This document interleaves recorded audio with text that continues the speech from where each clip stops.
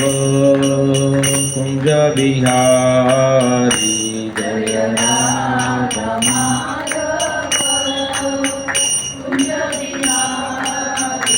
जय गोपी जन वल्लभा गिरिवरधारी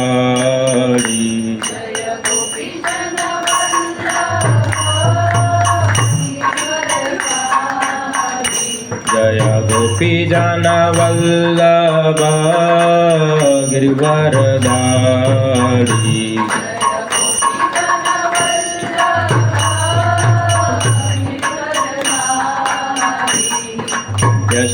यशोदानंदन व्रज जन रंजन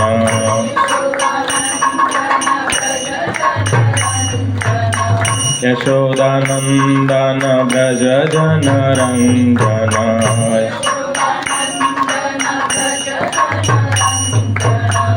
यमुना तीरावनचारी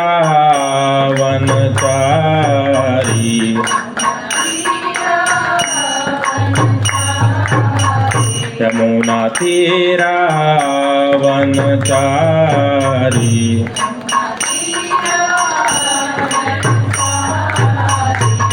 जय राधा माधव कुंज बिहारी जय राधा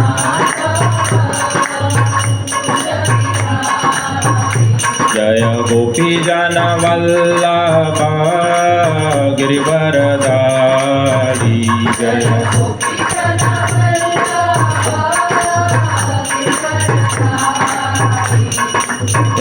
यशोदानंदन व्रज जन रंजन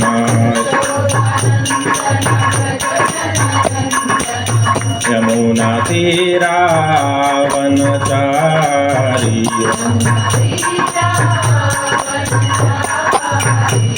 जय राधा माधव कुंज बिहारी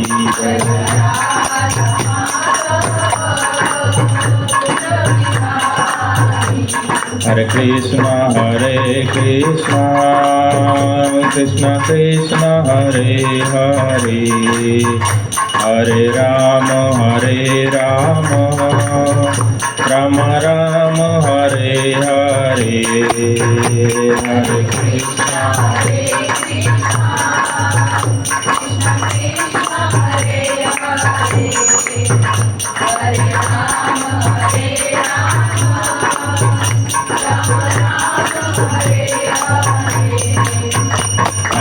कृष्ण हरे कृष्ण कृष्ण कृष्ण हरे हरे हरे राम राम राम हरे हरे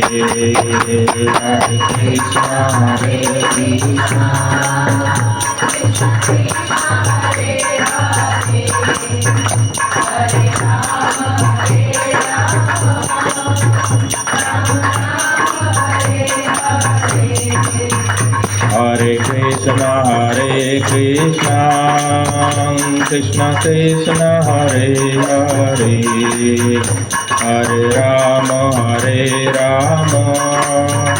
राम राम हरे हरे हरे कृष्ण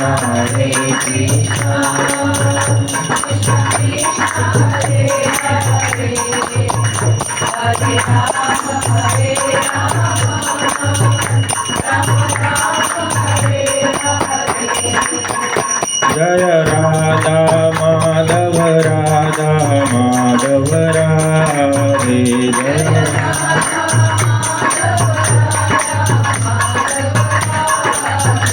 जय गौरानिताय जय गौरानिताय जय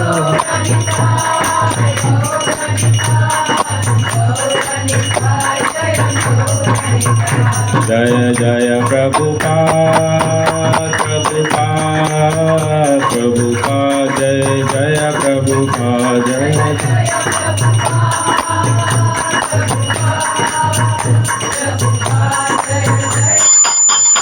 पिता गौर गौर हरि बोल, हरि बोल, हरि बोल, नित्य गौर हरि बोल।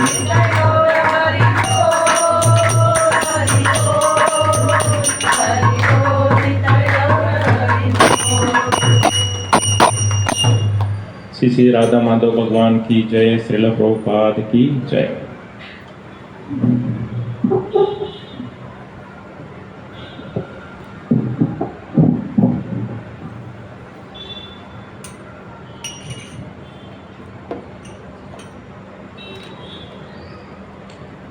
ओम नमो भगवते वासुदेवाय, ओम नमो भगवते वासुदेवाय, ओम नमो भगवते वासुदेवाय, ओम नमो भगवते वासुदेवाय, ओम नमो भगवते वासुदेवाय। ओम नमो भगवते वासुदेवाय।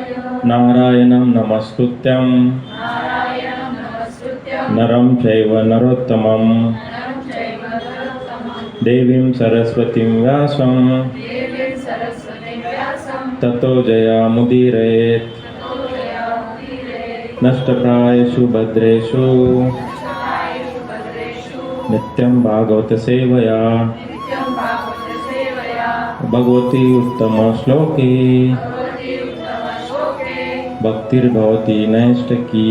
भक्तिर्भवति नैष्ठकी। कृष्णाय वासुदेवाय कृष्णाय वासुदेवाय देवकी नन्दनाय च देवकी नन्दनाय च नन्दगोपकुमाराय नन्दगोपकुमाराय गोविन्दाय नमो नमः। गोविन्दाय नमो नमः। हरे कृष्णा। आप सभी का इस शनिवार के सत्संग कार्यक्रम में स्वागत है।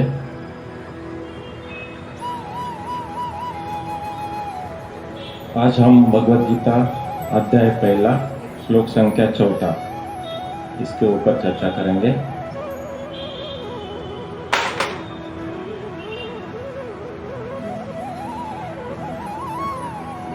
अत्र शूरा में श्वासा भीमार्जुन समायुधि युधानो विराटश्च द्रुपदश्च महारथा। अत्र यहाँ शूरा वीर महायशु आशा महान धनुर्धर भीम अर्जुन भीम तथा अर्जुन समा के समान युधि युद्ध में युयुधान विराटा विराट च भी द्रुपदा द्रुपद च भी महारथ महान योद्धा। इसका अनुवाद लिखा है हिज डिवाइन ग्रेस इसी भक्ति वेदांत स्वामी श्रील प्रभुपाद की जय।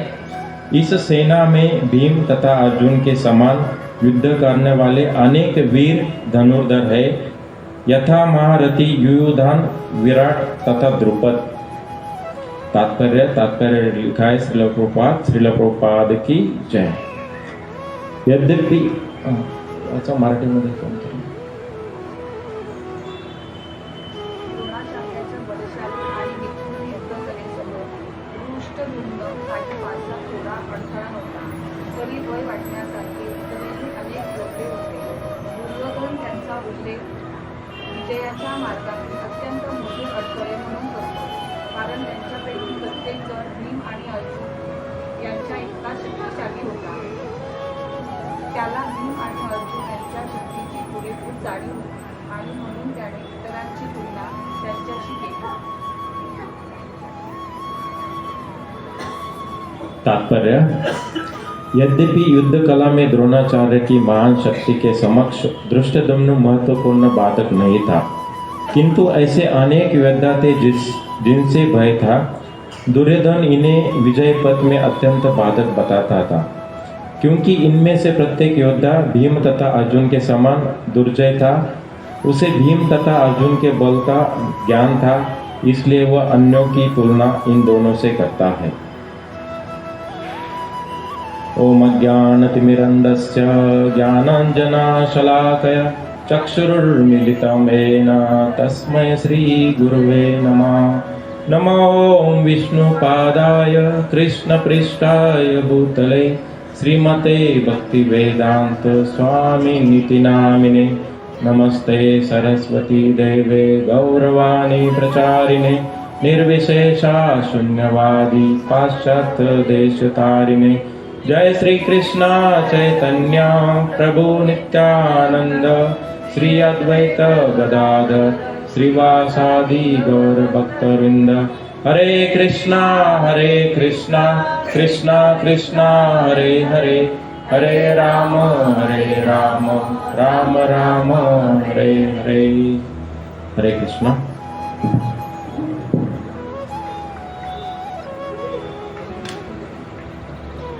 तो पिछले शनिवार को हमने जो श्लोका लिया था उसके ऊपर थोड़ा सा फ्लैशबैक रिकैप या हम जानेंगे क्या हमने सुना था। तो दुर्योधन कहा जाता है, द्रोणाचार्य के सामने जाता है और क्या बोलता है, ये देखिए सेना किस तरह से धृष्टद्युम्न जो आपका शिष्य था, आपने उसे सिखाया विद्या और अभी वो कहा है अपोजिट पार्टी में आपके अगेंस्ट में वो लड़ रहा है और उन्होंने ये देखिए किस तरह से सेना का व्यूह रचना रखा है, कितना स्मार्ट है आपका शिष्य। तो कंप्लेन कर रहा है द्रोणाचार्य को। और इस श्लोका में क्या बता रहे हैं अभी, महारथी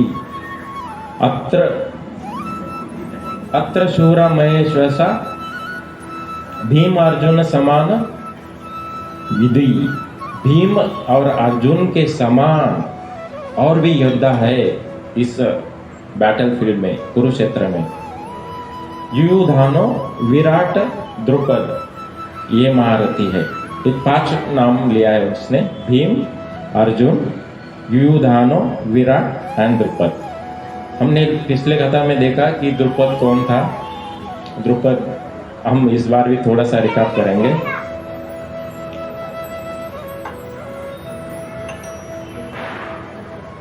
तो द्रोणाचार्य, दुर्योधन, अर्जुन, भीम सब सेना अभी कहाँ पे है, बैटलफील्ड में है। लेकिन उस बैटलफील्ड कुरुक्षेत्र में आने से पहले ये अर्जुन कौन है, कृष्णा क्या है, अर्जुन और भीम क्या है और बाकी जो योद्धा है उनके बारे में हमें थोड़ा सा जानकारी चाहिए। हम श्लोका पढ़े युयुधानो, विराट, द्रुपद, बट आगे क्या उनका क्या हिस्ट्री है, तो बैटल फील्ड पे वो कैसे आए उसके लिए एक कथा है।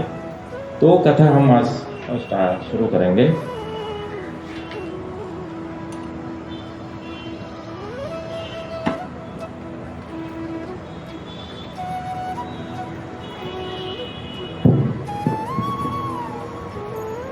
हम पहले अर्जुन और भीम से स्टार्ट करेंगे। अर्जुन कौन है, सबको मालूम है, कुंती पुत्र। अर्जुन जब जन्म लिया था उसको आकाशवाणी हुई थी कि तुम कभी भी पराजित नहीं होगे, मतलब तुम्हारी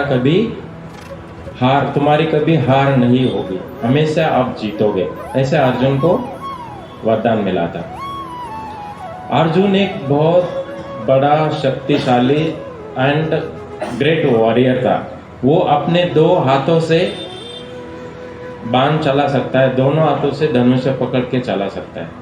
हम कैसे करेंगे, धनुष पकड़ेंगे, इस हाथ से एरो छोड़ेंगे, दूसरा हाथ से हम मारने जाएंगे तो शायद कहीं और जाएगा, लेकिन वो दोनों हाथ से तीर चला सकता था, इतनी कुशलता थी उसमें। जब अर्जुन पृथ्वी भूतल छोड़ के इंद्रलोक में गया था, तो इंद्रलोक में जाने के बाद इंद्र ने उससे कहा कि यहाँ पे एनवायरमेंट या यहाँ का जो वातावरण होता है वो अलग होता है। यहाँ पे अप्सराज होती है, देवी देवता होते हैं, वो एक दूसरे के साथ समय बिताते हैं। तो इंद्र उसको क्या बोलता है कि मैं तुम्हें कुछ अप्सरा देता हूँ, आप उसके साथ बैठो, बातें करो। तो इंद्र बोलता है कि नहीं, मैं भूतल से आया हूँ, पृथ्वीलोक से आया हूँ, मेरे ये संस्कार नहीं है। और जब उसको एक अप्सरा अप्रोच करती है, मतलब जाती है, उसका नाम था उर्वशी। और उर्वशी जो है, मतलब उसके पूर्वज जो थे वो अर्जुन उनको पिताजी मानता था। तो उसने कहा कि नहीं नहीं, मैं यहाँ पे मेहमान हूँ, आप मेरे बहन जैसे है या आप मेरे माँ समान है, तो मैं आपके साथ ऐसे व्यवहार नहीं कर सकता। और अर्जुन तमोगुण से मुक्त था और निद्रा से मुक्त था। मतलब जो लोग निद्रा में रहते हैं उसको तमोगुण बोलते हैं। हमारे सभी के अंदर ये 3 गुण रहते ही है, तमोगुण, रजोगुण, सत्वगुण। बट सबसे ज्यादा क्या होना चाहिए, कम क्या होना चाहिए, वो हमें डिसाइड करना है। उसके लिए हमें वैसे एसोसिएशन चाहिए, भगवान के सानिध्य में चाहिए। मतलब हमेशा भगवान के बारे में सोचने का हमारे मन में वो विचार होना चाहिए, तब हम ज्यादा से ज्यादा सत्वगुण में रह सकते हैं। तमोगुण मतलब क्या, हमें निद्रा, हम बिना सोते हम अपना शरीर या अपना जो हेल्थ है वो मेंटेन नहीं कर पाएंगे, तो हमें सोना भी जरूरी है। तो तमोगुण थोड़ा % है।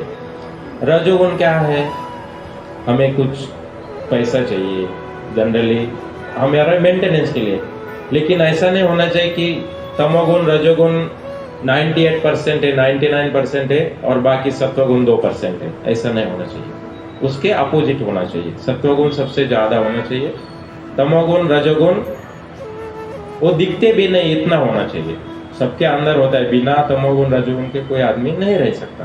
गुस्सा कभी किसी को आता है वो तमोगुण का लक्षण है, नो प्रॉब्लम। बिना तमोगुण से हम रह नहीं सकते, बिकॉज हमें सोना, नींद भी अवश्य है। तो इस तरह से अर्जुन निद्रा एंड तमोगुण से मुक्त था। तो अर्जुन ने उर्वशी को मना किया, फिर उर्वशी चली गई, फिर अर्जुन भूतल पे आ गए। अर्जुन जब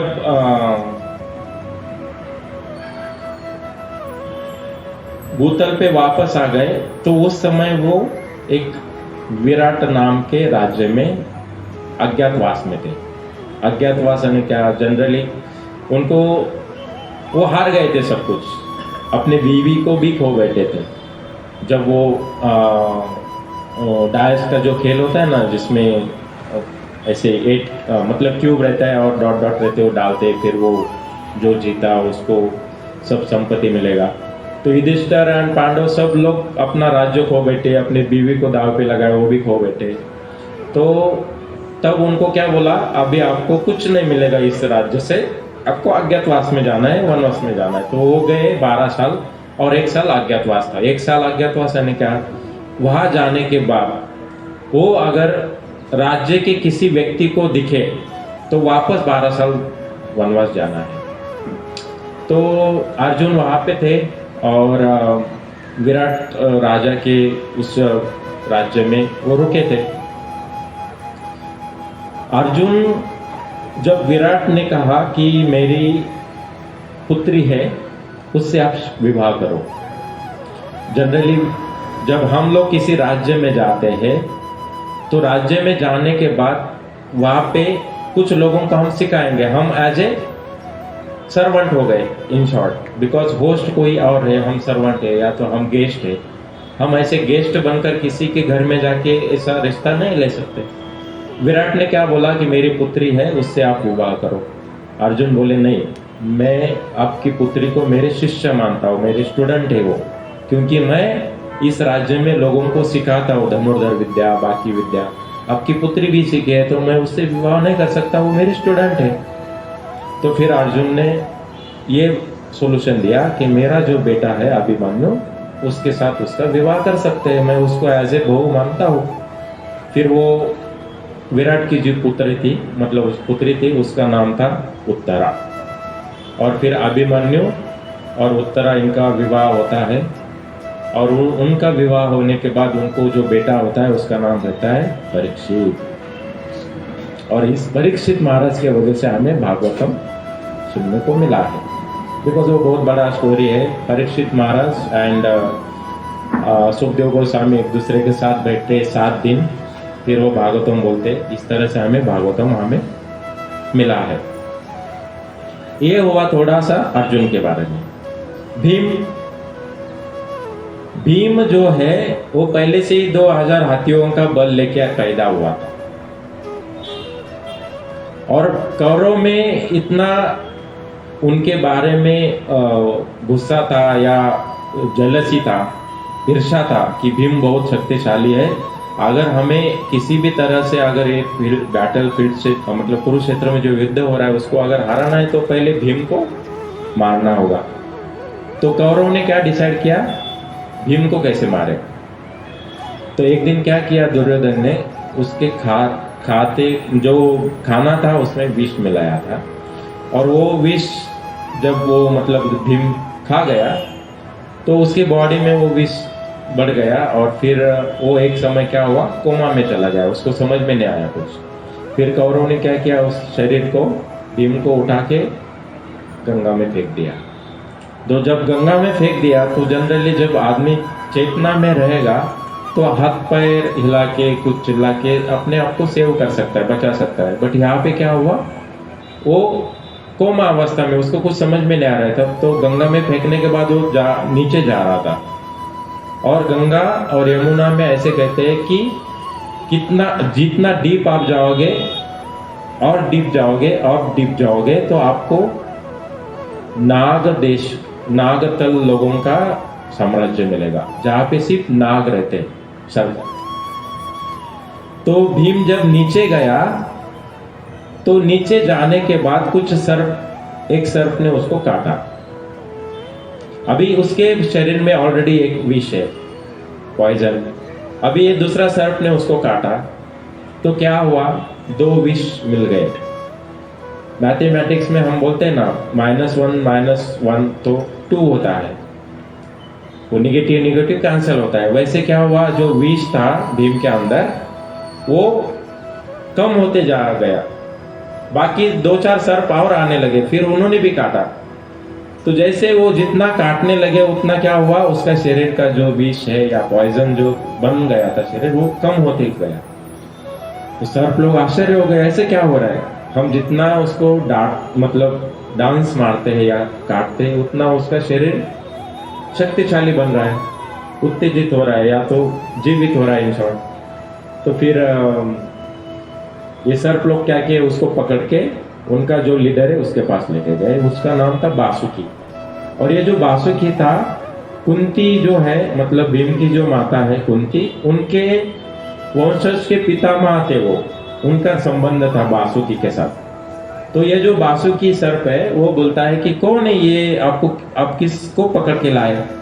तो वो बोलते हैं कि ये देखिए ये एक शक्तिशाली आदमी है, हम जिसको इतना काट रहे हैं, डांस मार रहे हैं, तो उसका शक्ति और बढ़ रहा है। फिर बासुकी देखता है, अरे ये तो मेरे पोते के समान है, मेरे वंशज के समान है। तो फिर बासुकी क्या करता है, उनको छोड़ देता है, मतलब रिलीज करो उसको, क्योंकि सर्प लोग कैसे ऐसे उसको बॉडी को ऐसा बांध करके क्या आते, फिर वो फ्री हो जाता है। और बासुकी क्या करता है, वहां पे उसको बोलता है आप अभी क्या करो, मेरे साथ जो खीर है दूध का, बाकी जो हर्ब्स है, जूस है, वो आप पी लो। कितना पीना है, 8 तालाब जैसा, 1 तालाब भरा हुआ है, एक वीर है सपोज 8 वीर, उतना पीना है। तो भीम ने क्या किया, फिर एक चखना या पीना चालू किया। तो 8 तालाब का उसने जूस एंड हर्ब्स पी लिया। तो 8000 हाथी का बल उसको मिला। तभी हाथी मतलब तब हम बोलते हैं अभी कि भीम के पास 10,000 हाथियों का शक्ति था। तो ऐसे भीम फिर 10,000 हाथियों के बल के साथ वापस भूतल पे आता है। ये था भीम के बारे में। अभी हमने देखा कि रथी कौन है। एक रथी ऐसा होता है जो 5,000 सैनिकों को मार सकता है, एक रथी। अगर ऐसे 5 रथी मिल गए तो एक होता है आतिरथी, मतलब एक आतिरथी इज इक्वल टू 5 रथीज। तो 5 into 5 किया तो 25,000 लोगों को जो मारेगा वो आतिरथी। ऐसे 12 आतिरथी मिलते हैं तो वो होता है महारथी। तो मतलब 25,000 into 12 करो, उतने सैनिकों को मारने वाला एक आदमी महारथी। यहाँ पे लिखा है मैंने अतिरथी क्या है? 5 रथी के समान है, और महारथी 12 अतिरथी के समान है। तो ये जो महारथी थे उसमें से थे दुष्टदुम्न ने द्रौपद, युधानो, विराट, भीम, अर्जुन, और ये सब द्रोणाचार्य बता रहा है, दुर्योधन बता रहा है, देखो इतने सारे महारथी हमारे सामने खड़े हैं। क्या बोले? अत्र शूर, यहाँ वीर, महाईश्वासा, ये वर्ड बहुत इंपॉर्टेंट है। महाईश्वासा मतलब एक महान धनुर्धर, जो ईश्वासा मतलब क्या होता है कि हवा में चलाने वाला तीर। हवा में जब तीर चलता है उसको ईश्वासा बोलते हैं। जनरली हम कुछ वेपन से थे हाथ में पकड़ते, जैसे भाला या गन या तलवार या कुछ आप हंटर ले लो, वो हाथ में पकड़ के होता है। लेकिन यहाँ पे तीर जो हवा में चलता है, उसमें जो महान धनुर्धर है उसको बोलते हैं महाईश्वासु।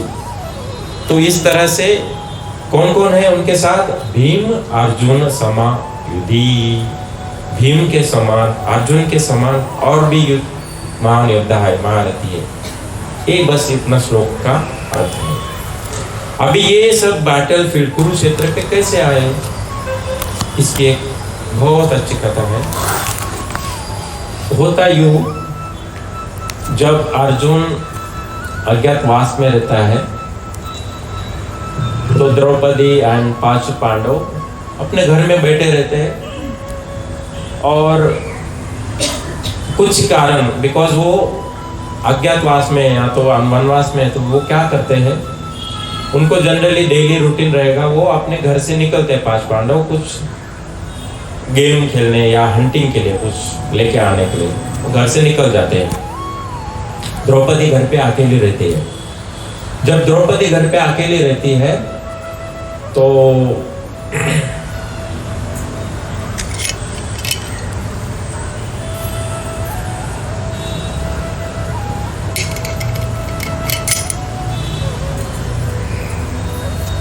द्रौपदी देखती है कि कुछ सैनिक उसके घर से और आ रहे हैं।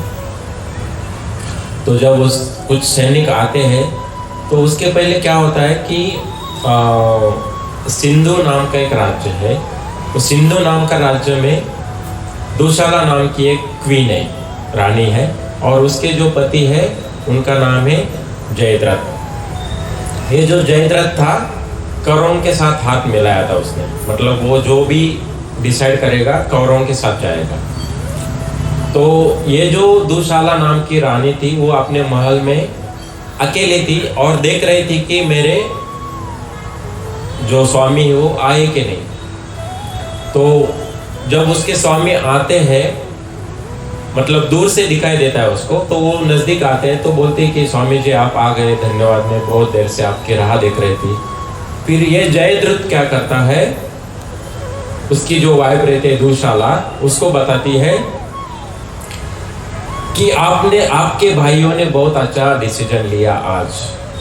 आपके भाई उस गैम्बलिंग जो होता है उसमें जीत गए, वो जो खेल खेल रहे थे उसमें जीत गए। ये दुशाला जो थी ना, कौरवों की सिस्टर थी, बहन थी। तो जयद्रथ वहां से आता है कौरवों के राज्य से, फिर अपने महल में घुसता है, फिर अपने बीवी को बोलता है कि इस तरह से वो खेल में हार गए, वो अपने बीवी को खो बैठे, अभी उनको अज्ञातवास में भेज दिया है, वो वनवास में चले गए हैं। ये बहुत अच्छी बात है। क्या होगा अगर वो अज्ञातवास में चले गए तो कौरवों के साथ हम हस्तिनापुर पे राज्य करेंगे, हमारा भी फायदा होगा। ऐसा कौन बोलता है? जयद्रथ बोलता है अपने वाइफ को। तो दुशाला बोलती है कि ये अच्छा नहीं हुआ पांडवों के साथ और उनको कष्ट नहीं होना चाहिए, क्योंकि जो दुशाला थी वो कजन सिस्टर यानी चुलती जो होती है ना, वो पांडवों की थी और कौरवों की सगी बहन थी। तो उसको ख्याल आता है कि इन लोगों को कैसे बचाया जाए। जयद्रथ को वो राज्य चाहिए था। वो कैसे भी करके पांडवों को वनवास उसने भेज दिया। आगे पांडव तो वनवास चले गए। एक दिन ऐसा होता है कि पांडव वनवास में है और मैंने बताया कि वो घर में है। फिर द्रौपदी बोलती अकेली है, पांडव कुछ ढूंढने जाते हैं, बाहर जाते हैं। जैसे वो बाहर जाते हैं कुछ समय के बाद द्रौपदी के सामने एक रथ आते हुए दिखाई देता है। उस रथ में जयद्रथ रहते हैं और जयद्रथ के कुछ जो सैनिक रहते हैं वो उसके आगे चले रहते हैं। तो उसमें से एक सैनिक आता है आगे और द्रौपदी को बोलता है, मेरे राजा को आप बहुत पसंद आए हो, मेरे राजा के लिए आप साथ में चलो। तो वो सैनिक मैसेज देता है द्रौपदी को और फिर वो पकड़ना चाहता है तो वो मना कर देती। फिर वो राजा को बताता है वो सैनिक, द्रौपदी आने के लिए मना कर रही है। फिर जयद्रथ खुद आता है उसके महल के उधर। जब वो महल में अंदर आता है, Draupadi as a guest appearance, मतलब अगर कोई गेस्ट अपने घर में आते तो हम क्या करते हैं, बैठने के लिए देते हैं, पानी उनके पैर पे डाल के पैर धोते। द्रौपदी बोलती है, आप एक महान राजा हो, मेरे घर में जो मेरे हस्बैंड है वो अभी है नहीं, लेकिन उनके बिहाफ में मैं आपकी क्या सेवा करूं। पहले वो पानी देते, पानी बैठने के लिए आसन देते, सब कुछ करते, तो मैं उनके बिहाफ में, उनकी तरफ से मैं आपकी सेवा कर रही हूँ। तो जयद्रथ क्या बोलता है, तुम मुझे पसंद आए हो, मेरे साथ चलो। फिर द्रौपदी को गुस्सा आता है और वो बोलती कि don't delight my life, don't touch me, मुझे छूने से मेरा शरीर या मेरा लाइफ खराब हो जाएगा, तो आप मुझे हाथ मत लगाओ, डिफाइन माई लाइफ। तो ऐसे करके वो मना कर देती है। फिर जयद्रथ जबरदस्ती करके उसको हाथों को पकड़ के घसीट के अपने रथ में बिठाते हैं और निकल जाते हैं। जैसे द्रौपदी जयद्रथ के रथ में बैठते हैं, कुछ देर थोड़े आगे जाते हैं, पांडव अपने घर रिटर्न आने लगते हैं। जैसे ही पांडवों को पता चलता है कि आकाश में जो कुछ पंछियां है वो बहुत आवाज कर रही है। जनरली अगर कुछ वायलेंस या कुछ अहिंसा या कुछ हिंसा या कुछ ऐसा विपरीत कार्य होने लगता है तो पंछी या बाकी जानवर क्या करते हैं, आवाज करने लगते हैं। तो फिर पांडवों को पता चलता है कि ये जो पंछियां है अपने घर के रास्ते से और से आ रही है, मतलब कुछ तो दुविधा निर्माण हो चुकी है। पांडव अपना जो घोड़े है, घोड़े सवार पे फास्ट लेके आते हैं घर पे। एकदम जल्दी आने के बाद देखते हैं तो द्रौपदी घर पे नहीं। उनको पता चलता है द्रौपदी घर पे नहीं, मतलब कोई तो लेके गया।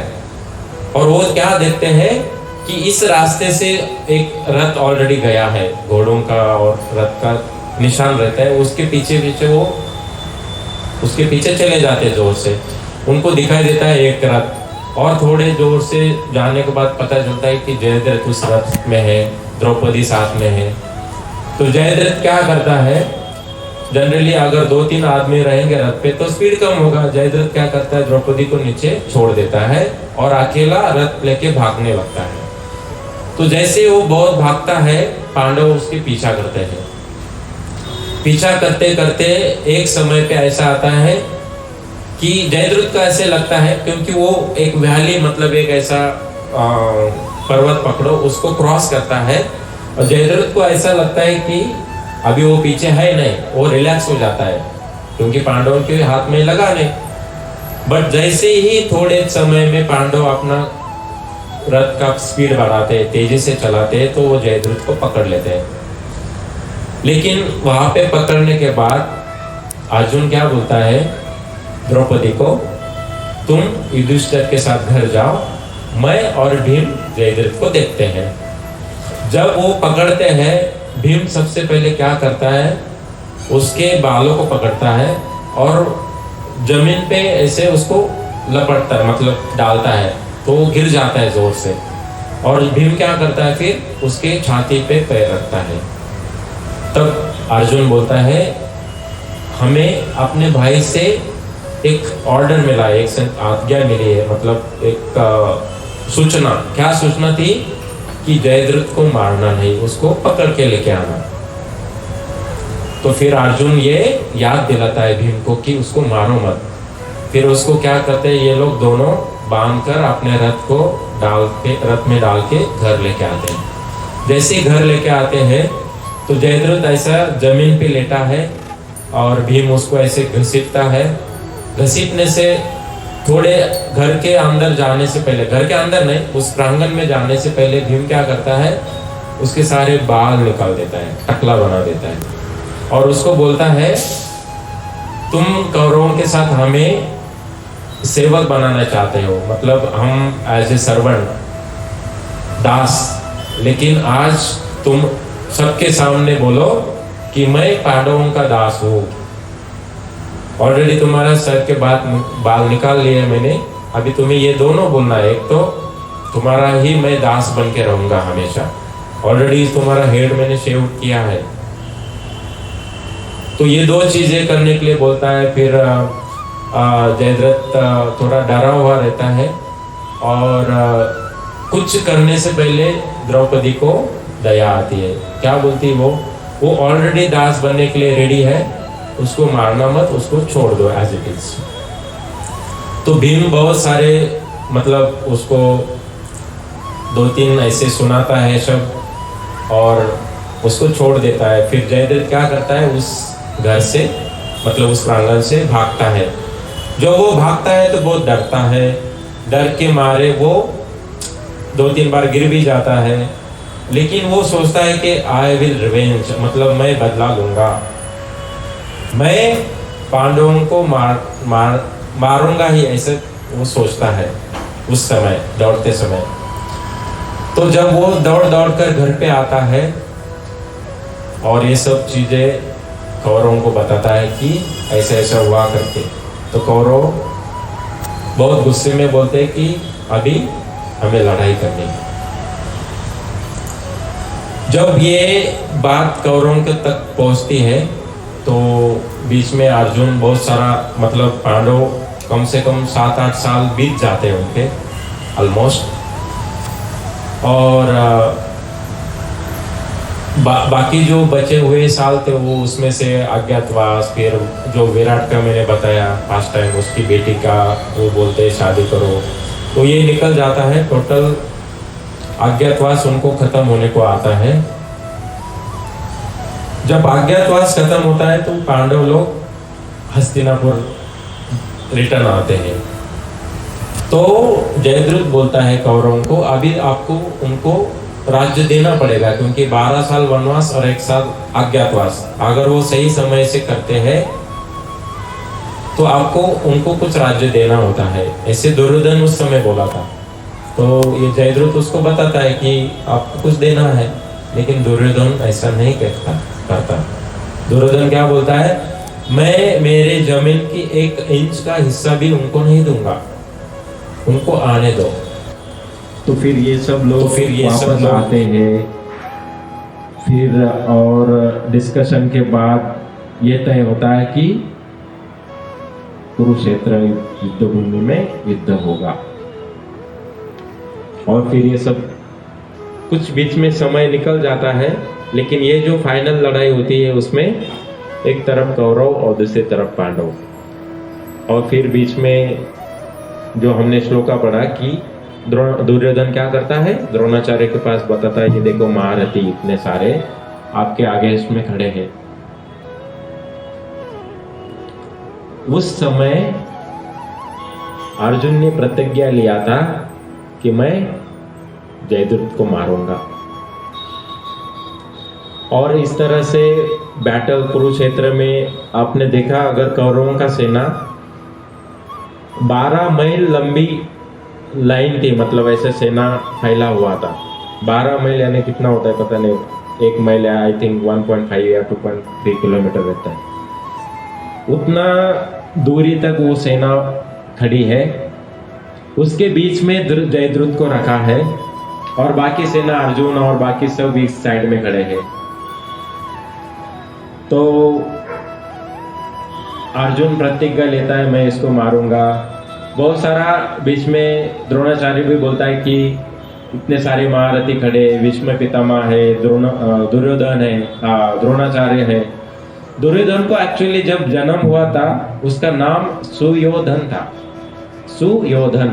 लेकिन उसके कर्म के कारण, उसके जो गलित विचार, गलित कर्म के कारण उसको दुर्योधन, दुर यानी कुछ तो गलित वर्ड को संबोधित करता है, उसको दुर्योधन बोल दिया और नाम पड़ा।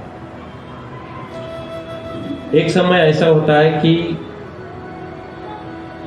जो अर्जुन का जो पुत्र है अभिमन्यु, द्रोणाचार्य क्या डिसाइड करता है कि एक दिन, पहले दिन का युद्ध खत्म हो जाता है, सब घर आ जाते हैं। वो पहला दिन या 7वां दिन था, वो सब घर आ जाते हैं, अपने अपने घर जाते हैं।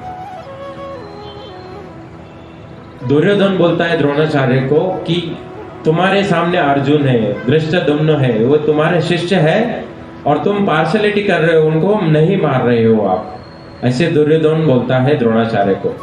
तो द्रोणाचार्य नेक्स्ट डे उसी समय वो प्रतिज्ञा लेता है कि मैं पांडवों को एक आदमी को मारूंगा, पांडवों के साथ जो खड़े हैं ना उसमें से एक आदमी को मारूंगा, ऐसे द्रोणाचार्य बोलता है। फिर द्रोणाचार्य नेक्स्ट डे मॉर्निंग में सब सेना वापस युद्ध भूमि पे आती है। द्रोणाचार्य व्यू रचता ऐसा है कि अभिमन्यु को बीच में लाता है और बाकी सारी कौरव सेना बाजू में। कौरव सेना पांडवों को एक साइड व्यस्त करती है लड़ाई में और अभिमन्यु को बीच में व्यू रचना रख के बीच में लाता है और वहां पे अभिमन्यु का मृत्यु होता है। उस दिन रात को मतलब युद्ध खत्म हो जाता है, क्योंकि उनका ऐसा रूल रहता है कि जैसे ही सनसेट होगा तो उस दिन का युद्ध खत्म। हम अपने अपने कुटीर में या जो भी शेड बना है उसमें जाके रहेंगे। जब पांडव रिटर्न आते हैं तो पहले जो 5-6 दिन था बहुत सारे कौरवों को मारा था उन्होंने, तो 6 दिन उन्होंने घर में जैसे आते थे तो हंसते थे, मैंने इस तरह से मारा, मैंने उस तरह से पकड़ा, उसको ऐसे नीचे दबाया, भील चढ़ाया, व्हाटएवर। लेकिन जब 7वां-8वां दिन होता है उस दिन वो लोग हंसते नहीं है, वो मिस करते हैं किसी को। अर्जुन बोलता है कि क्या हुआ, आप ऐसे दुखी क्यों बैठे हो? फिर उनको पता चलता है अभिमन्यु मिसिंग है। जब अभिमन्यु उस समय नहीं रहता है, बहुत सारा उनको क्रोधित हो जाता है अर्जुन। और अर्जुन फिर प्रतिज्ञा लेता है कि मैं कल के सूर्यास्त के पहले जयद्रथ को मारूंगा। अगर जयद्रथ मेरे हाथ से नहीं मरा तो मैं अपने आप को अग्नि में आहुति दूंगा, मतलब अग्नि में मैं उड़ी मारकर मेरी आत्महत्या करूंगा। ऐसे अर्जुन ये लेता है, प्रतिज्ञा लेता है। Next day morning, early morning, Arjun अपना शंख बजाता है। अर्जुन का शंख का नाम है देवदत्त और भीम अपना शंख बजाता है, पौंड्रक नाम का शंख है, पौंड्रक। और कृष्ण अपने शंख बजाता है, उसका नाम है पंचजन्य। तो अपने अपने शंख बजाते हैं। शंख जैसे बजता है युद्ध चालू हो जाता है। शंख का आवाज सुनकर कौरव लोग बोलते हैं कि इतना जल्दी क्या हो गया आज, इतना ये लोग शंख जल्दी बजाए, मतलब कुछ तो प्रॉब्लम है। और जैसे ही वो सोचते रहते हैं कि आज युद्ध में कुछ तो गड़बड़ होने वाला है, वहां पे जयद्रथ भाग भाग के आता है, क्योंकि उस वक्त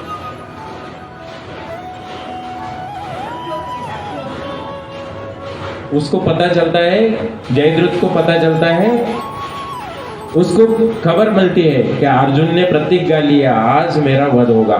जयद्रथ डर के मारे जहाँ पे कौरव बैठे रहते उसके रूम में आता है और बोलता है आज मैं मरने वाला हूँ, अगर मैं सूर्यास्त के पहले नहीं मरा तो अर्जुन अपने आप को अग्नि में कूदकर अपनी प्राण त्यागने वाला है।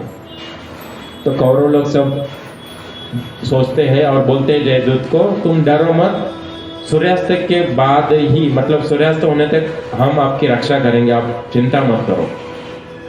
सब कौरव फिर एक साइड में खड़े रहते हैं जयद्रथ को बीच में खड़ा करते हैं, बाकी सब जगह ऐसे कौरवों की सेना। तो इस युद्ध में अर्जुन ने पहले ही बोला था भगवान कृष्ण को, ये जो चारियट थे उनके घोड़ेसवार, कैसी भी करके मुझे जयद्रथ को मारना है आज, वो कहीं पे भी हो। लेकिन जब द्रोणाचार्य जब सामने आए तो द्रोणाचार्य ने बोला कि हे अर्जुन, मुझे पहले मारो, जब तक तुम मुझे नहीं मारते तुम आगे नहीं बढ़ सकते। द्रोणाचार्य सामने आए, अर्जुन क्या बोल रहा है, आप मेरे गुरु हो, मैं आपके साथ युद्ध नहीं करूंगा, आपको मैं नहीं मार सकता। तो वो अर्जुन को या श्री कृष्ण भगवान को मतलब ये समझ में आता है, भगवान कृष्ण क्या करते हैं, एकदम चालाकी से अपना रथ घुमाकर कौरवों की तरफ आगे लेके जाते हैं, द्रोणाचार्य को साइड में करके। जैसे ही वो आगे जाते हैं, कौरवों की बहुत बड़ी सेना रहती है, उसमें से एक राजा भी रहता है, वो सामने आता है। अर्जुन को बोलता है अगर तुम्हें जयद्रथ के पास पहुंचना होगा तो पहले मुझसे लड़ाई करना पड़ेगा। अर्जुन देखिए अभी यहाँ पे उसका धनुर्धर विद्या का शिक्षा या जो भी सीखा था वो सामने आ रहा है। वो क्या करता है, बाणों के सहारे, मतलब वो आकाश में इतने सारे बाण छोड़ता है कि इस बाणों के सहारे क्या होता है, जो राजा था उसके बाकी जो सैनिक थे सब मर जाते हैं, वो अकेला रहता है। फिर अर्जुन और कृष्ण अपना रथ का स्पीड और बढ़ाते हैं, उसको भी पीछे छोड़ देते हैं क्योंकि 12 मील सेना फैली है। उसको जब छोड़ देते हैं आगे, अगर उन्होंने देखा कि मतलब कौरवों की सेना है और जो 6 कौरव थे मेन वो सामने खड़े हैं, तो फिर वहां पे दुर्योधन बोलता है कि तुम्हें जयद्रथ के जाने से पहले हमसे लड़ना पड़ेगा। और अर्जुन बोलता है कृष्ण को कि तुम अपने रथ को और तेजी से चलाओ। भगवान कृष्ण वहां पे बोलते हैं मैं और तेजी से नहीं चला सकता क्योंकि हमारे जो घोड़े हैं थक गए हैं, उनको पानी चाहिए। तो अर्जुन अपने रथ से उतरकर एरो से क्या करता है, उस युद्ध भूमि में पानी का तालाब निर्माण करता है, मतलब बनाता है, और तालाब से पानी बाहर आता है, मतलब उस एरो के होल से, और एक तालाब बन जाता है। फिर उस तालाब के बाजू में अर्जुन एक शेड तैयार करता है। कैसे, वो सिर्फ एरो छोड़ता है, इतने एरो छोड़ता है कि तालाब के बाजू में एक शेड कंपाउंड बन जाता है। और फिर उसके अपोजिट साइड से डोर के अंदर से वो भगवान कृष्ण को बोलते हैं अभी आप घोड़ों के साथ अंदर जाके उनको पानी पिलाओ। ये सब दुर्योधन और बाकी सेना देखती रहती है। वहां से वो सब एरो छोड़ते, बाण उस तरफ, वो घोड़ों की तरफ और कृष्ण भगवान की तरफ। होता यूं कि सारे एरो गिरते हैं लेकिन अंदर आते नहीं। तो उसी समय दुर्योधन बोलता है कि अभी अर्जुन सामने खड़ा है, उसके ऊपर हम अटैक करेंगे। तो अर्जुन आपको मालूम है एट ए टाइम वो एक एरो छोड़ता है तो हजारों बाण उससे निकलते हैं। उसको इंद्र अस्त्र बोलते हैं, इंद्र ने जो अस्त्र दिया था उस हिसाब से वो उसके पास वो विद्या थी। तो उस समय वो क्या करता है, बहुत सारे कौरवों को मार देता है। और जब घोड़े पानी पीकर बाहर आते हैं तो कौरव क्या देखते हैं, एक भी बाण इन घोड़ों को नहीं लगता है, एक भी बाण। भगवान कृष्ण जब पानी पिलाते हैं घोड़ों को, पानी पिलाने के बाद तालाब के किनारे पे भगवान घोड़ों की मसाज करते हैं। वो थक गए हैं ना। भक्त के बारे में भी ऐसा है। सुदामा की सेवा किया, तुकाराम महाराज के घर आए, उनको लेके गए पंढरपुर, और अपना गोरा कुंभार जो जैसे भक्ति करेगा भगवान उस तरह से आदान प्रदान करेगा। तो भगवान ने घोड़ों की मसाज किया, घोड़े फिर बाहर आए, फिर वापस रथ पे बैठे। उस समय उनको इतना स्पीड से रथ चलाया भगवान कृष्ण ने कि ये जो पांडव वगैरह कौरव थे उनको भी उसने क्रॉस करके आगे चले गए। जब आगे जाता है तो वहां पे एक राजा होता है, उसका नाम है श्रुतायुधा। श्रुतायुध नाम का एक राजा था जो कौरवों के साथ फाइट करता था। वहां पे भी एक सैनिक ऑल बन के खड़ा था। उसके बाद जयद्रथ था। तो वो बोलता है कि चलो आप मेरे साथ फाइट करो, जब तक मैं हारता नहीं तुम जयद्रथ के पास नहीं जा सकते। और ये जो श्रुतायुध जो था, श्रुतायुध, उसको एक गुण मिला था, एक आशीर्वाद मिला था वरुण देव से। उसको ऐसा आशीर्वाद मिला था कि अगर वो अपने अस्त्र को अगर किसी और का मतलब ऊपर फेंकेगा तो वो आदमी मर जाएगा, जो भी है सैनिक वटवर, राजा हो कोई भी हो। मैंने अगर मैंने कुछ शस्त्र फेंका, गदा अगर मैंने फेंकी और वो लगी, वो मर जाएगा। ये उसको आशीर्वाद था। तो ये क्या करता है, जब अर्जुन और उनका रथ सामने आता है, भगवान कृष्ण और अर्जुन, तो अपनी गदा निकालता है और इतने स्पीड से उसको अर्जुन की तरफ फेंकता है, क्योंकि उसको वरुण देव का आशीर्वाद था। वरुण देव यानी वायु जो स्पीड से आता है। वो गदा इतने स्पीड से अर्जुन की ओर आती है, तो भगवान कृष्ण को पता चलता है इसको वरुण देव का आशीर्वाद मिला। अगर ये गदा अर्जुन को लगे तो अर्जुन मर जाएंगे। वो अपना कंधा ऊपर करते हैं और भगवान तो कृष्ण मतलब वो स्वयं भगवान है, सारी शक्ति उनसे प्रकट होती है, निर्माण होती है। वो गदा और एक आशीर्वाद देते समय बोला था, अगर ये गदा किसी निशस्त्र आदमी के ऊपर गिरी तो ये गदा जैसी की वैसी स्पीड से आपके ऊपर आके गिरेगी। तो ये जो श्रुतायुध नाम का जो राजा था, गदा फेंकता है, कृष्ण भगवान उसको कंधे पे लेते हैं, वो गदा उसी स्पीड से उसके पास पहुंचती है और फिर उस श्रुतायुध का यहाँ पे वो लगने के बाद वो रथ से गिर जाता है। जब वो गिरता है तो ऑलमोस्ट वो डेड हो जाता है, लेकिन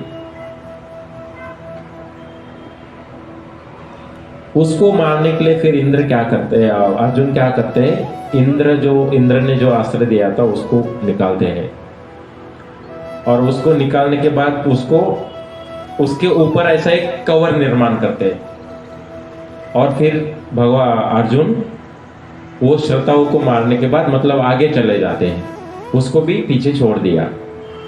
जब उसको पीछे छोड़ता है तो जयद्रथ रहता है, उधर भी कुछ सैनिक रहते हैं सराउंडिंग में। वहां पे भी एक श्रुतायुध का अलग सा राजा रहता है, वो बोलता है आप मुझे मार के दिखाओ। और जयद्रथ सोचने लगता है कि अभी कुछ ही क्षण बाकी है सूर्यास्त होने के लिए, कुछ क्षण के बाद क्या होगा, अर्जुन अपने आप को अग्नि में डालकर त्याग कर देगा देह या शरीर छोड़ेगा। वो खुशी के मारे उछलने लगता है। होता यूं, भगवान कृष्ण क्या करते हैं, अपना शंख बजाते हैं और जयद्रथ को ऐसा लगता है कि सनसेट हो गया। लेकिन होता यूं, अर्जुन क्या करता है, इतने बाणों के सहारे वो एक कवच निर्माण करता है। जैसे बादल आते हैं तो हमें सन दिखाई नहीं देता, वैसे वो बादल जैसे एक कवच निर्माण करता है ऊपर, जिससे पता चल रहा है कि अंधेरा हो गया। और अर्जुन क्या, उसका कृष्ण भगवान शंख बजाते हैं। जयद्रथ एकदम खुशी के मारे उछलने लगता है कि हम जीत गए। लेकिन उस समय सारे सैनिक क्या होते हैं, इधर उधर फैल जाते हैं। जयद्रथ थोड़ा सा आगे आता है। जैसे ही जयद्रथ आगे आता है, भगवान अपनी शक्ति दिखाकर सारे कवच निकाल देता है और शंख बजाता है धीरे से। पता चलता है कि अरे सन तो अभी ऊपर ही है, सनसेट हुआ नहीं। जैसे ही जयद्रथ सामने आता है, अर्जुन उसके ऊपर बाण छोड़ के जयद्रथ को खत्म करता है। तो ये सारी मतलब ये जो लीला, ये जो कथा या जो फाइट हुआ था, इसी युद्ध भूमि में हुआ था। इस तरह से जयद्रथ को अपने प्राण गंवाने पड़ते हैं। और इसमें से एक पॉइंट मुझे जनरली आपको बताना है। श्रील प्रभुपाद ने कहा है ये उनके लेक्चर में,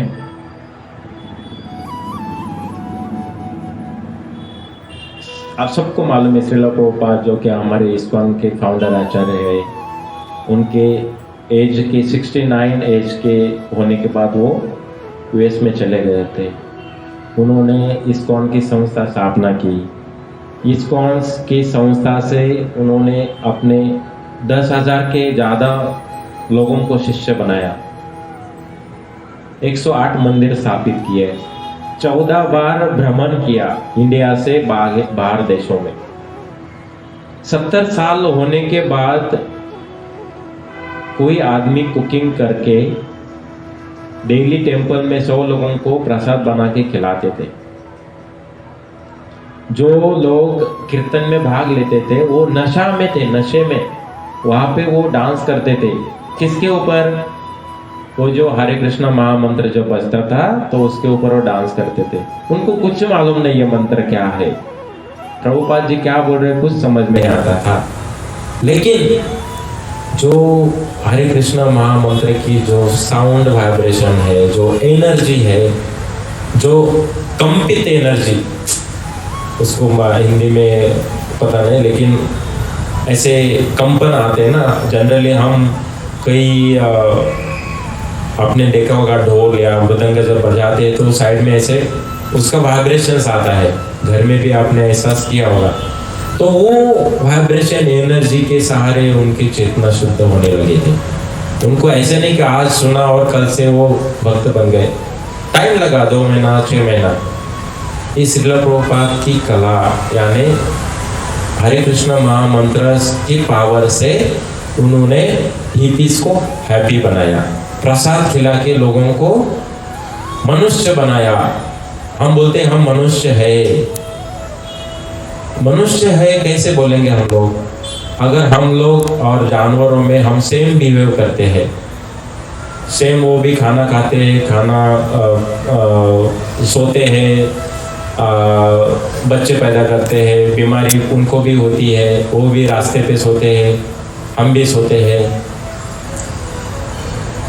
क्या फर्क है फिर उनमें और हम में? जो इंटेलिजेंस दिया है, अहम ब्रह्म जिज्ञासा, हमें एक विचार करने की शक्ति दी है, तर्क शक्ति। ऐसा क्यों, ये क्यों, इसके वजह से ये है, इसके वजह से ये है, ये तर्क शक्ति हम लगा सकते हैं, विचार कर सकते हैं, क्वेश्चन पूछ सकते हैं। और इस लेवल पे, इस प्लेटफॉर्म पे जो आदमी आता है, प्रश्न पूछता है, उसका उत्तर मिलता है और उस तरह से रहने लगता है, तब वो मनुष्य बन जाता है। तो मुझे ये पॉइंट यहाँ पे इसलिए बोलना था कि श्रील प्रभुपाद के वजह से आज हम यहाँ पे बैठे हैं। और वो जब एक लेक्चर में बोलते हैं कि इतनी सारी सेना वहां पे खड़ी है दोनों साइड से, ये कृष्ण का प्लान था। क्या प्लान था? जितने भी भूतल पे, मतलब उस समय भारतवर्ष एक ही प्लैनेट पे एक ही देश था, उसका नाम था भारतवर्ष।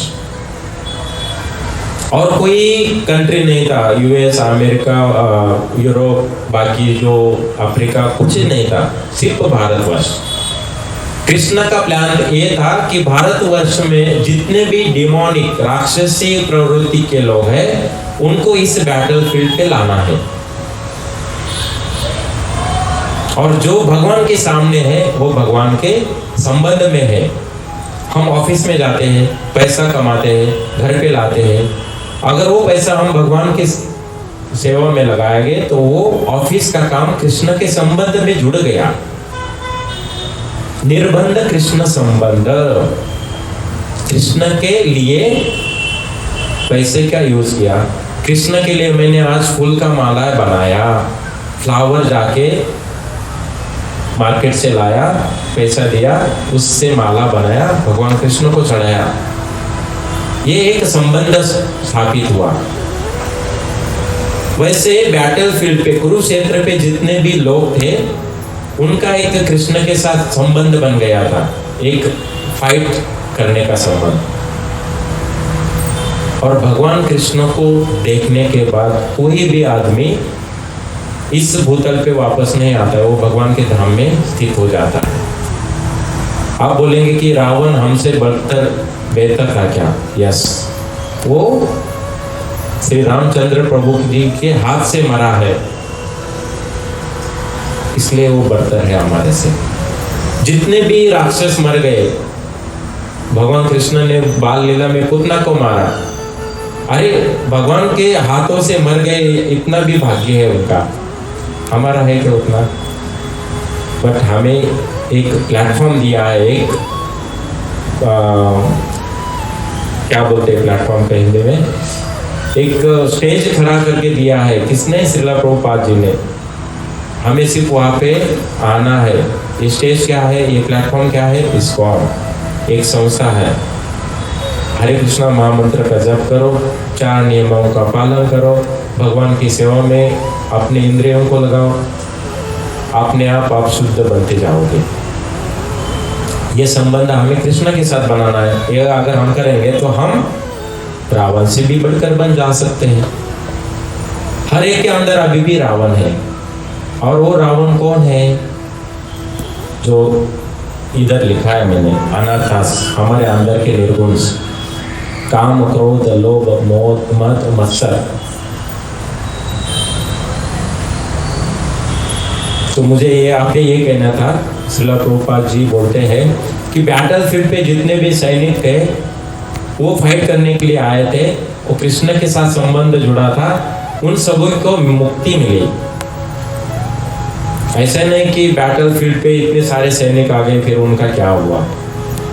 भगवान ने वो ऐसे प्लान रखा था कि जितना भी आसुरी प्रवृत्ति के लोग हैं, उन सबको मैं मुक्ति दिलाऊंगा इसी युद्ध में। इसलिए वो कौरवों के साथ खड़े थे कुछ सैनिक। क्या हुआ था बैटल युद्ध चालू होने से पहले? कृष्ण भगवान बोले कौरवों को कि तुम्हें मैं चाहिए या मेरी जो नारायणी सेना है वो चाहिए? कौरव क्या बोले? नारायणी सेना दे दो।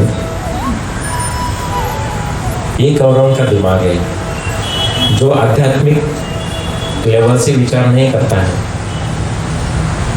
तो उन्होंने नारायणी सेना ले लिया।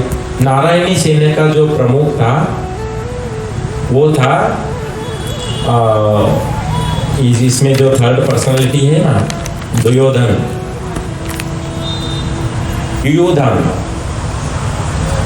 जो सात्यकी नाम से भी जाना जाता है, सात्यकी नाम से, वो नारायणी सेना का हेड था। और वो हमेशा भगवान कृष्ण के साथ, उसके साथ उनका पार्षद बनकर उनके साथ घूमता था द्वारका में। तो ये क्या बोला योद्धान, मैं सेना जाने दो कौरवों के लिए, लेकिन मैं उस साइड से नहीं लड़ूंगा, मुझे पांडवों के साइड चाहिए। फिर वो सेना उधर छोड़ देता है और इधर आके पांडवों के साथ मिलता है। ये है युयुधान, वो भी एक महारथी है। ऐसे बहुत सारे विराट है, जो कि हमने देखा कि विराट राज्य में जब अर्जुन गए थे, विराट राजा बोलता है मेरी पुत्री से विवाह करो, फिर वो बोलता है नहीं मेरे बेटे अभिमन्यु को दे दो। ये विराट राजा था, और विराट राजा को मालूम था कि पांडवों के ऊपर कितना अत्याचार हुआ है, तो वो अच्छे के लिए, अच्छा धर्म के लिए पांडवों के साथ जाता है। और द्रुपद जो है, द्रुपद जो लास्ट कथा में हमने देखा था, वो भी अपनी यज्ञ से द्रौपदी को जन्म देता है, और फिर वो बोलता है द्रौपदी आप अर्जुन के साथ विवाह करो। जो स्वयंवर होता है ना, उसमें अर्जुन अपने आरो से एक मछली का आग फोड़ता है, पानी में देखता है ऊपर मछली रहता है, फिर आग फोड़ता है, तो वो स्वयंवर जीत जाता है। फिर द्रौपदी अर्जुन की वाइफ बन जाती है। वो घर आते हैं, लेकिन कुंती महारानी अपने घर में पूजा पाठ करती रहती। फिर वो पीछे से आते हैं, तो द्रौपदी और अर्जुन बोलता है मैं तुम्हारे लिए कुछ भिक्षा लेके आया, दक्षिणा वाटवर। तो माता क्या बोलती है, बांट दो सभी में। तो अभी इस तरह से वो फिर 5 पांडवों की वाइफ बनती है। तो मुझे ये यहाँ पे ये पॉइंट्स स्पेशली मेंशन करना है कि आपने इस बोर्ड पे देखा होगा, इस तरफ दुर्योधन का मोह है। क्या मोह है? मुझे राजा बनना है, मुझे हस्तिनापुर का राजा बनना है, गादी चाहिए। धृतराष्ट्र राजा था। जब बैटल फील्ड पे जाते हैं तो वो ये सोच के जाता है कि मैं पांडवों को हराकर इस हस्तिनापुर का राजा बनूंगा। ये उसका मोह है। अभी उसके ऊपर क्या हुआ? इच्छा, मुझे गादी चाहिए, मुझे राजा बनना है, काम। अगर वो पूरा नहीं हुआ, अधूरी हो गई इच्छा, फ्रस्ट्रेटेड डिजायर, और यहाँ पे इच्छा पूरी हो गई, तो अगर वो पूरी नहीं हुई तो उसने क्रोधित होके वॉर में भाग लिया। और इच्छा अगर पूरी होती है, फॉर एग्जांपल इस केस में जो कि दुर्योधन की इच्छा नहीं है, हमारी सारी इच्छा है, तो हम क्या करते हैं? लोभ की ओर चले जाते हैं, और चाहिए और चाहिए और चाहिए और चाहिए। तो और चाहिए, इसके चक्कर में क्या हो गया? दुर्योधन भी मर गए। जब भीम देखता है कि इस महल में दुशासन, उनकी जो द्रौपदी रहती वाइफ, उनकी वस्त्र हरण करता है दुशासन, भीम क्या प्रतिज्ञा लेता है पता है? इस दुशासन को मैं मारूंगा, उसकी छाती फाड़कर उसमें से जो खून निकलेगा, उस खून से मैं पी के, उस खून से मैं द्रौपदी के बाल धोऊंगा। ये वो प्रतिज्ञा लेता है। और दूसरी प्रतिज्ञा ये लेता है कि मैं दुशासन को मारूंगा, मतलब दुशासन नहीं, दुर्योधन को मारूंगा, क्योंकि दुर्योधन द्रौपदी को ललकारता है, मतलब आ जाओ मेरे पास, तो मैं तुम्हारे इसी मतलब मांडी को गदा से फोड़ूंगा। ऐसे प्रतिज्ञा लेता है। ये दुशासन को, मतलब दुशासन को जब मारता है भीम, तो उस दिन वो 30 कौरवों को मारता है। उस दिन दुशासन को पकड़कर 30 कौरवों को, 100 कौरव है ना, उसमें से 30 भीम अकेला मार देता है। तो इस तरह से भीम का क्रोध हमें दिखाई देता है। लेकिन वो क्रोध किस लिए है, किस तरफ है? धर्म स्थापना करने के लिए। भगवान कृष्ण क्या करते हैं? मैं जब आता हूँ तो धर्म की स्थापना करने के लिए आता हूँ। परित्राणाय साधूनां विनाशाय च दुष्कृतां धर्म संस्थापनाताय संभवामि युगे युगे। मैं युग युग में आता हूँ धर्म की संस्था करने के लिए। क्यों? परित्राणाय साधूनां, जो साधु लोग हैं उनकी रक्षा करने के लिए। विनाशाय च दुष्कृतां, जो दुष्कर्मी लोग हैं, राक्षसी आवृत्ति के जो लोग हैं, उनका विनाश करने के लिए मैं इस भूतल पे पुनः पुनः आता हूँ। तो दुशासन मर जाता है उसके, और बाकी हमने देखा अर्जुन के बारे में, भीम के बारे में, रथा वगैरह सुना। ये हमारे अंदर के जो दुर्गुण है उसको निकालने के लिए हमें अनर्थ निवृत्ति क्या क्या करना चाहिए। पहला पॉइंट लिखा है मैंने, ध्यान से हरे कृष्णा महामंत्र का जप करो। क्यों बोला मैंने ध्यान से? हम तो जप करते हैं लेकिन हमारा ध्यान कहीं और भटकता है, तो उसको बार बार क्या करना है? हमें खींचना है अपने मन को। Control your mind before mind controls you. आपने मन को नियंत्रित करो इसके पहले कि मन आपको ऊपर नियंत्रण करे। तो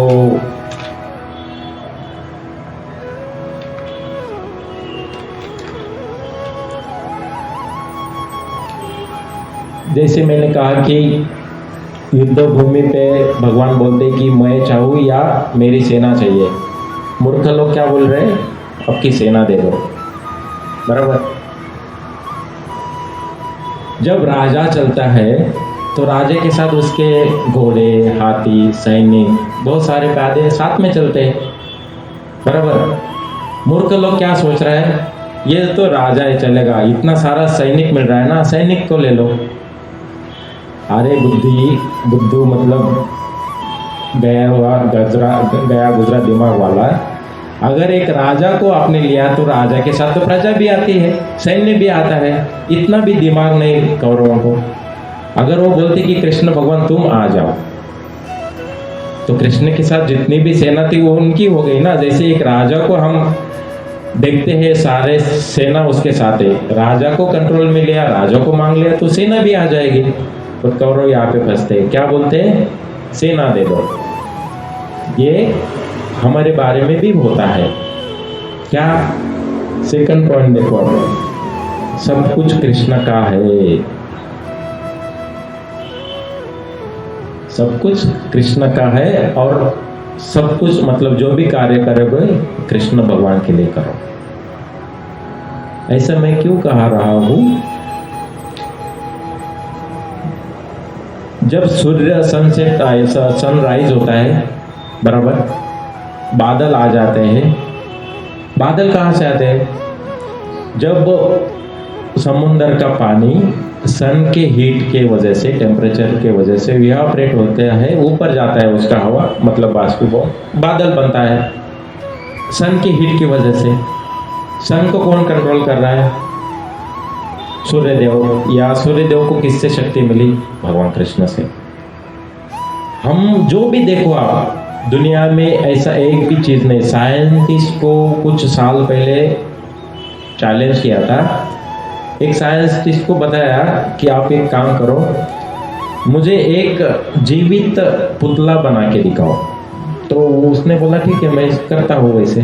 तो साइंटिस्ट ने क्या किया, ऐसे बाहर गया, कुछ सामान लेके आया, वो मिट्टी, कुछ तरह के जीव जंतु, बाकी उसमें से कुछ केमिकल्स। तो जो आदमी ने उसको चैलेंज किया तो वो बोलता है तुम ये क्या लेके आए हो? मैं बोलता है ये सब सामग्री है, उससे मैं करूँगा। बोलता है ये कहाँ से लाया? बोलता है मैं मार्केट से कुछ लाया, कुछ फॉरेस्ट से लाया, कुछ जमीन से लाया। बोलता है वो कहाँ से आया? ये तुम्हारा है क्या? नहीं, ये भगवान का है। तुम खुद बना के दिखाओ। जो हमारा नहीं, हम बोल रहे हम हमारा है। सब कुछ भगवान का है। ये मिट्टी, माटी, पानी, वाटर, बाकी चीज़ें, झाड़, पौधे, फूल, सारा भगवान का है, हमारा कुछ नहीं है। अगर कल किसी ने पूछा आपको कि ये किसका है, कृष्ण का ही है, कृष्ण का है। कृष्ण का भी नहीं बोल सकते, कृष्ण का ही है।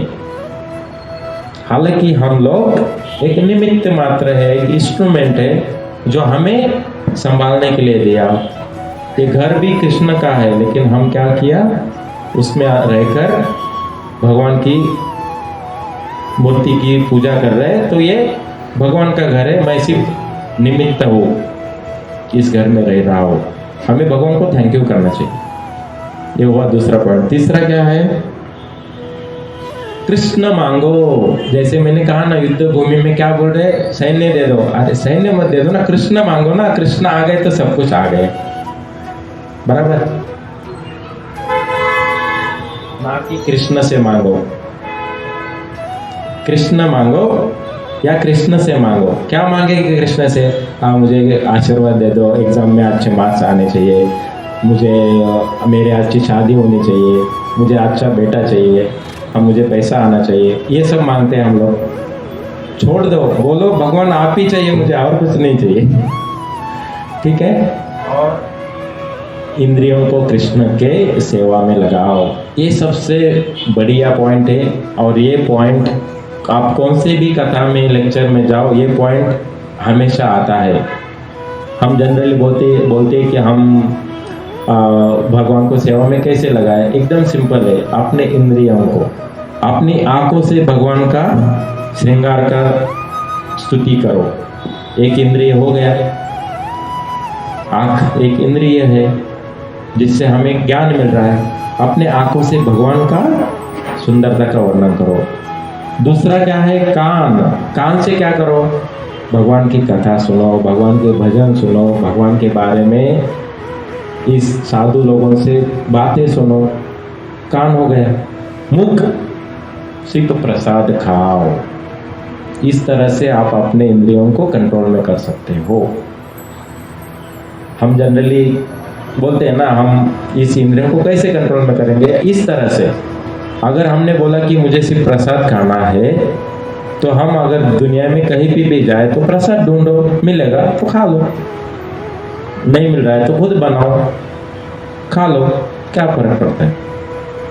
मैं मेरा एग्जांपल देता हूँ, दोबारा जनरली बोलना नहीं चाहिए, बट मैं जब जापान में था मोस्टली 3 years and 6-7 months, मेरे आजू बाजू में टेम्पल नहीं था। मुझे जू टेम्पल से एक ब्रह्मचारी है जिन्होंने एक मंदिर को मेल किया उधर कि ऐसा ऐसा एक भक्त आ रहा है, उनको खाने की व्यवस्था करो। तो मैंने जब ये सारा कैलकुलेशन किया तो वो मंदिर मेरे घर से 300 किलोमीटर दूर था। तो क्या ऑप्शन है, रूम तो लेना ही पड़ता है। रूम लिया, जितना कुकिंग के लिए सामग्री चाहिए, वेसल्स है, सब लिया मैंने। कम से कम मेरा 1 लाख रुपए उसमें गया, सब सामग्री लिया, कुकिंग वेसल्स, रेफ्रिजरेटर, सब। 3-3.5 साल मैंने खुद अपने हाथों से खाना बनाया। सारे सामग्री उस सुपरमार्केट में मिलते। एक जगह पे आप जाएंगे ना, सारे टाइप की सब्जी, जो सब्जी आपको हमारे यहाँ पे नहीं मिलेगी वो वहाँ पे मिलती। स्प्राउट्स मिलेंगे, वो तिनका होता है ना गेहूं का, जो जनरली इतना बढ़ता है, उसका बंच मिलता है। एवोकाडो मालूम है? एवोकाडो एक फ्रूट से अभी इंडिया में भी आ रहा है उसका खेती। तो एवोकाडो फ्रूट डेली अगर कोई एक आदमी खाता है ना, उसके डायबिटीज़ एंड उसको कॉन्स्टिपेशन बिल्कुल नहीं होता है, पेट की बीमारी निकल जाती है। तो वो चपाती के साथ खाता था मैं। राइस बनाओ, एक सब्जी बनाओ, उसके साथ खाता था। भगवान को भोग लगाओ। मैंने उधर एक मस्त ऐसा यहाँ से लेके गया था मैं, भगवान का पूरा एक राधा गोपीनाथ का फोटो, पंचतत्व, शिला प्रभुपाद, टेबल के लिए क्लोथ, सब लेके गया। तुलसी महारानी नहीं मिल रही थी, तो मैंने 3 महीने बाद उस टेम्पल में जाके टेम्पल से तुलसी महारानी का पौधा लेके आया ट्रेन से, फिर घर में लगाया, मतलब मेरे रूम में। सब कुछ होता है, आपकी सिर्फ इच्छा चाहिए। इच्छा किसके लिए? भगवान के सेवा में लगाने की इच्छा, भगवान की गुणगान करने की इच्छा, भगवान का नाम जप करने की इच्छा, ये सब अपने अंदर होना चाहिए, तो भगवान अपने आप आगे आते हैं। भगवान कहते हैं अगर आप मेरे सामने एक स्टेप आगे आओगे तो मैं 10 कदम आपके और आगे आऊँगा आपको बचाने के लिए, क्योंकि हम भगवान के अंश हैं। भगवान खुद बोलते हैं मम वंश जीव लोका जीव भूत सनातना मन षष्ठानि इंद्रियानि प्रकृति स्थानि कर्षति। ये जो आप जो लोग हैं ना, वो मेरे इटर्नल एनर्जी के पार्ट एंड पार्सल है। आप मेरे अंश है। जो ये एनर्जी से मेरी जो एनर्जी है ना, उसके एक पार्ट है आप। बट इस अंश के अंदर मन के साथ साथ बाकी जो इंद्रिय है, उसकी वजह से आप इस प्रकृति में मतलब धड़पड़ कर रहे हो, प्रयास कर रहे हो। मामे वंश जीव लोका, हर एक जीव मेरा अंश है। जीव भूत सनातना, हर एक जीव भूत मतलब जो भूता मतलब पर्सन्स, उसके अंदर एक मैं रहता हूँ।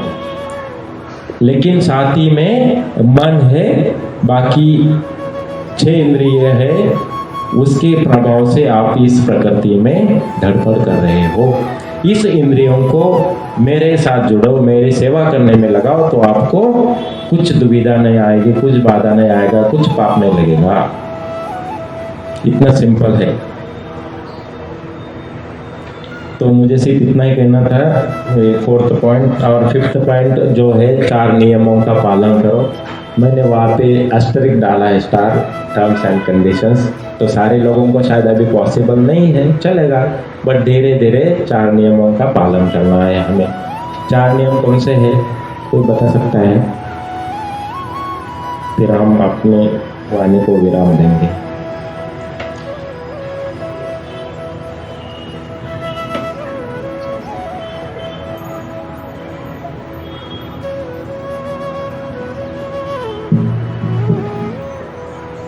माताजी लोग एक एक बताओ, सबने एक पॉइंट, 4 नियम। No meat eating, no intoxication, no gambling and no illicit sex. ये 4 पॉइंट्स है। इसके ऊपर हम अच्छा सा डिस्कस करेंगे नेक्स्ट कमिंग मंथ्स में, इतना जल्दी नहीं, बिकॉज अब सब लोग थोड़ा सा सोचने लगेंगे ये क्या है। एकदम सिंपल है, कोई टेन्शन की बात नाही। त्याने या ठिकाणी आपण कथेला विराम देऊया। पांचकल्पतरुभ्यश्च कृपा सिंधुभ्यैव च पतितानां पावनेभ्यो वैष्णवेभ्यो नमो नमः। अनंत कोटि वैष्णव वृंद की जय, श्रील प्रभुपाद की जय।